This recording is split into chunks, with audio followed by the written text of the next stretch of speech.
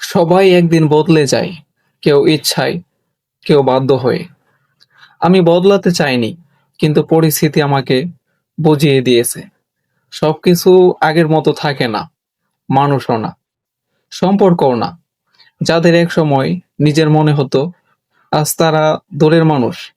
কথা হয় ঠিকই, কিন্তু সেই আগের টানটা আর থাকে না। সবকিছুই কেমন যেন হিসেব করে চলতে থাকে।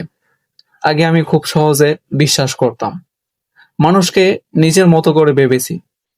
এখন বিশ্বাস করার আগে অনেকবার ভাবি, কারণ একবার ভেঙে গেলে সেই জায়গায় আর কিছুই আগের মতো থাকে না।